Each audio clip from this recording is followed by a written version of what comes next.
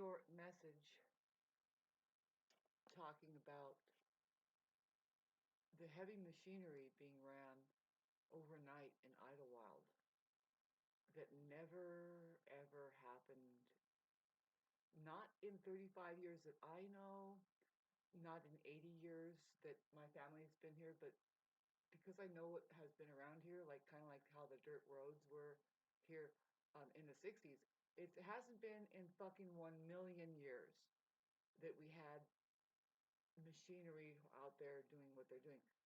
Now, this is just a little venting video on my personal Facebook page about that bobcat. Um, it's been 2 nights in a row now, but no, what I mean is it's they started running it. It was I noticed it at night, Friday, 2 in the morning, and it has a distinct sound. I don't know where it is, but if I hear it tonight, unfortunately, I'm going to get up and I'm going to try and track it down, and then I'm just going to go look at it. Um, I'm hoping that other people in Idlewild hear it and hear this. See, I don't know how people can't hear the new stuff that's going on that is like overloading the the pristine silence. Like, okay, so there's people that do wear the ear muff things, the sound canceling goggles, and it's like those people are living dangerously because they can't hear. And if something is coming their way, they can't hear it. If it's danger, they can't hear it anyway. And it includes not being able to collectively do quality control about the sound. Anyway, see, I get a feeling that there is a people out there that just doesn't care either way. And I can almost admire you because you don't hear and feel the same way I do. But so now, see, um, this is very difficult. Now, I can't just snap my fingers, and I shouldn't be able to just snap my fingers and then change it. See, what I'm doing is I'm going through a slow change, but what's been going on is that when I did quality control in my neighborhood, and I just, oh man, how are you supposed to stop the asphalt slinger, right? The people that got the free deal of asphalt that is highly toxic, carcinogenic, sorry, you know what I mean. It's poisonous, cancerous. It would eventually poison the waterways. See, I don't want to live here anymore. I don't want to live anywhere where people don't live in intention. Like they don't see where they are. They just have this attitude that, oh no, so and so owns that. I own this. I can do anything here. Fuck them. And they just live as if they were in a bubble and the air is all their own or something. It's like, no, we can smell what you do. We can. It's just, it's increased so much for me that it is eventual that I'm going to be leaving. It's taking a long time. I already got the message like 7 or 8 years ago that I have to uproot and leave. Not just like up north or maybe to Arizona or in another country, but into another country. Yeah, and at that time when I got that message, I was so far away from even being able to accept it. But it came in, and I was like, I hear you, but yeah, right. But then eventually, see, yeah, eventually I went through a major astral travel and learned about the decoding, and I can't even explain. And then it slowly became more in my mind that no, you're going to be leaving from here. You have to leave, not just Idlewild, you have to leave the country. That's very difficult for me, a homebody, somebody who's homesteaded here, claiming to be my own great grandpa who built this house. You know, I'm such a homebody. I love my fucking apple trees that are right now, you wouldn't believe. Anyway, but now that bobcat running all night, see, I have some time to try to reach out to the people of Idlewild, a certain kind of people. They're there. It's like community. But see, you can gather up that there are like three community types of communities in Idlewild. I don't know, just think with me. There is the satanic community that they live so obliviously that They receive the black asphalt and they taunt and tease the people who were upset about it. And then there's just the people that live oblivious that go, I don't know, I don't see any problem. I live oblivious. And it's like, okay, fine. But there is a civil war happening right under your nose. It shows up in Idlewild like crazy. It's basically the cowboys and Indians. And you know what, with that, I don't want to live here anymore. I just can't, I won't. But you know what? See, I'm not gone yet. I'm advertising to rent my house, but I'm also trying to be like, do it in the, I'm trying to just be the unique me that I am. Uh, and it's just a shame that I don't detect any solution to humanity destroying itself, basically just becoming a nuisance unto itself. Cannot, it's like, for instance, my neighbors just decided to hate me and they think that they're going to get away with shutting me down somehow, some way, turning me into a cretin. It's like, no. My family has been here for 90 years. I'm going to put a plaque out. I'm not saying that I'm better than you, but in fact, I have been here longer than a lot of people. These people have only been there 7 years. Up here. They bought a house 4 years ago next to me, and I was doing quality control. And it's a long story, but I am now. I took it to just putting them on trial. They have to stand up and start telling a story, which that's all they can do. I did this because they lied, and I did the right thing by pressing through. I'm refusing the fines that they think I have to do, and no, I'm not under control of these people, and I want you to know that if when I see if my attorneys can't just close the case and make them drop it. In fact, I want to get the money back that I lost from bail, gas money. I am behind in bills now. See, it's just me here, and I don't have a job. I don't even have a husband that I can borrow money from, and it's just me here, and I'm fighting alone. And I've gotten this far as being. See, but I'm being put in debt more. I'm not able to keep up on my water bill, and that's what it's designed to do. But it shouldn't be happening. If we have social media and I come up on here and I say, wow, I need help now going to court. I need a community around me that agrees. Oh, no, we don't like asphalt stuck in our head. We didn't come up to Idlewild to then receive a bunch of asphalt and then put it all over our property and then honk at each other. Those people need to be sequestered and questioned. Like, what do you represent? What are you standing for? And why did you call the police on this little girl and all that stuff? Which those police officers, they need to be reprimanded too. See, what's going to happen is that if I can't get anywhere and they still want me to pay fines and do all this shit, I'm going to refuse and I'm going to accept jail time and I'm going to do it under protest as about how immature the law enforcement is being. But I doubt if that's going to get that far because in fact, what did happen was lopsided. The judge made me decide whether or not a restraining order was necessary. She waited till I said either yes or no. And here's the thing, to appease my neighbors, I said yes. I just wanted to make him happy right there. And that was the wrong thing to do because that was the thing that opened it up to where now, oh no, I felt it. By the time I was driving down my driveway after that court case, after that hearing, where they managed to open up a contract against me that says now basically whatever I say on my property, if I'm yelling like you're a fat ass, they can call the police and take me to jail. That's what happened.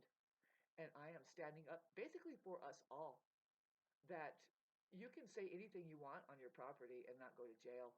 See, there's just a discrepancy where the judge made me decide and I'm saying, don't, isn't that your job? I came here to plead my case and actually express remorse over some things that were out of hand. These people were there to just rake me over, and then they did this thing, which is actually they're in trouble now because law enforcement, the judge, everybody in court, lawyers can see the patterning. that I did nothing, and then but these people did do something to me. I got bruises, I got fucking sick. Thanks for listening to all this. There's just not enough real people. There's not enough get together in humanity. It's fallen apart completely. I see the hopelessness, and I see some routes that I need to take. I'm making solid decisions as of now.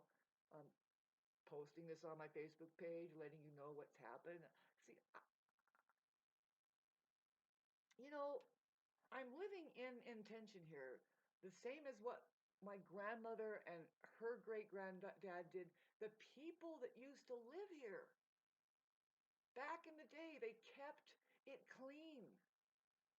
They did things without writing it down and saying, let's pass this ordinance. No, they just did it and they talked with each other. Think about doing this now.